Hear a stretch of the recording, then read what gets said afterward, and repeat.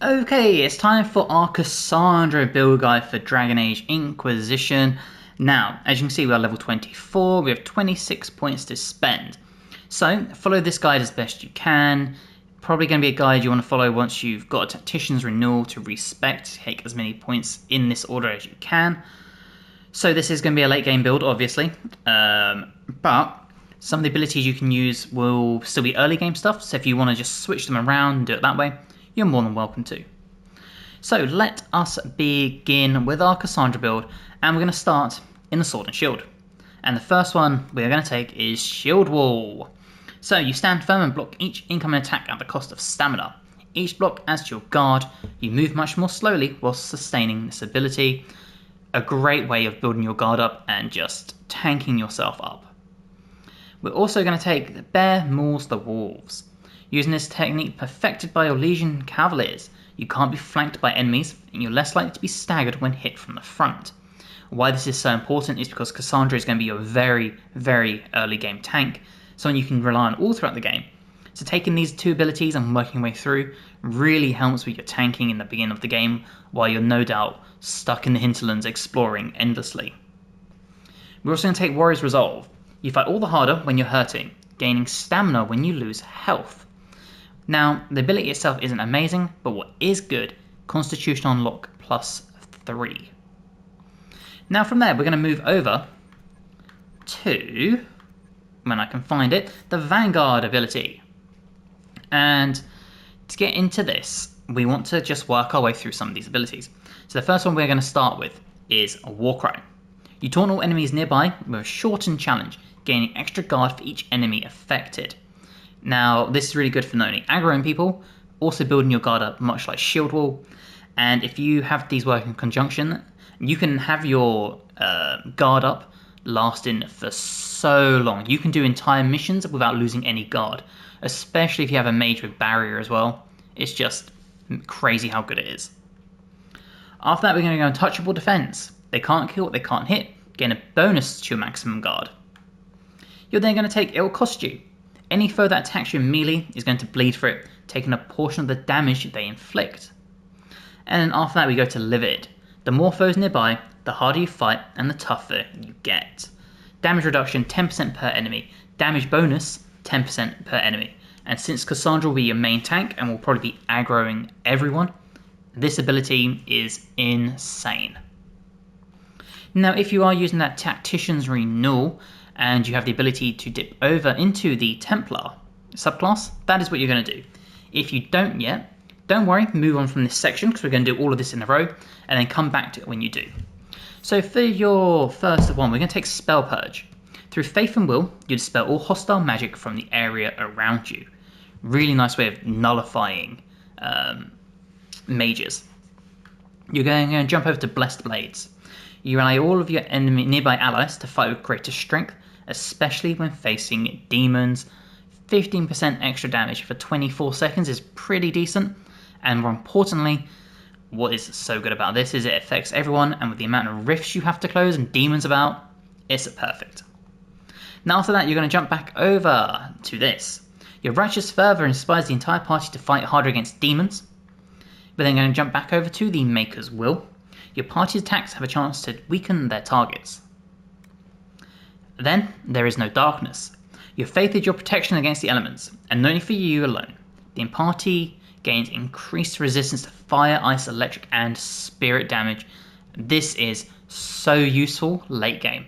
I cannot put into words how good this is. And then Wrath of Heaven. You summon a blinding pillar of light that stuns nearby enemies and damages demons.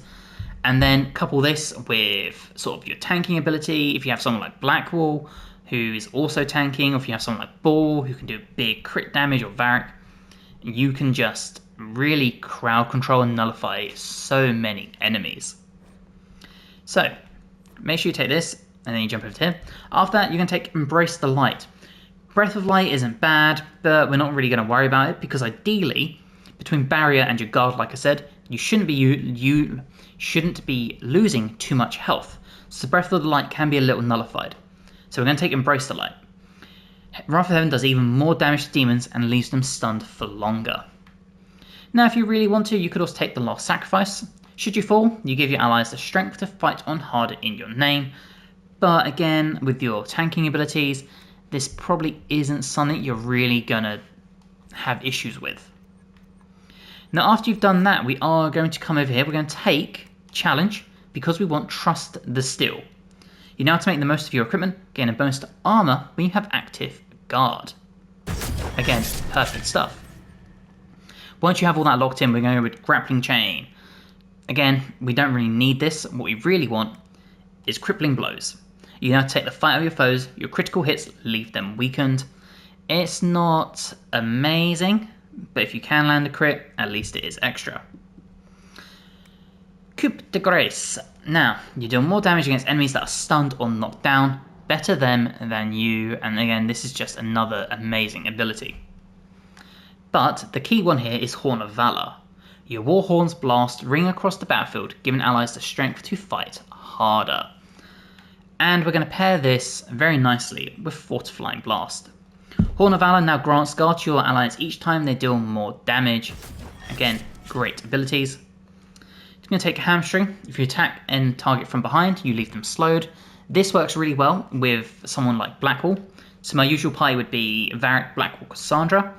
And if Blackwall's aggroed, Cassandra's behind the enemies, so they're not facing her. And then Hamstring triggers and they become slowed. Deep Resistance. You get your breath back faster than most. When your stamina is very low, it regenerates more quickly. Perfect. And then once you have done that, I would come back over to here. We're going to take Cutting Words. We're going to take Bodyguard. You accept blows meant for allies, taking a portion of their damage. And we're then going to go with you taunt any enemies that attack an ally in the Bodyguard's area of effect with over here. And overall, that is your tanking Cassandra build. That not only nullifies enemies, but also can stun enemies, can just slaughter demons, and is really good at taking damage for other players. But coupled with the fact that you have so much guard and armor that you shouldn't really drop it, it's pretty much a one-man army. The only downside is that sword and shield characters don't do as much damage as main enemies. So then when it comes to your equipment, like I said, sword and shield is the way forward. Now, me personally, haven't used the most maximum abilities because in my playthrough I want to show off just how good these builds can be without worrying about this stuff. But one armor set that you could use, which is really good, but only really works if you choose this path, is the Divine. 12% melee defense, 12 willpower, and on hit, gain 5 guard. It is great. Honestly, really great. And other than that, you just want to take things that are going to boost Cassandra's constitution and her strength, so she deals more damage. And that is generally the gist of doing a Cassandra build. So I really hope you guys have enjoyed. If you have, please drop the episode a like, it helps me amazingly. If you're new and you're not subscribed, you'd like to, that'd also be amazing. Hopefully, I'll see you in the next one. Bye guys.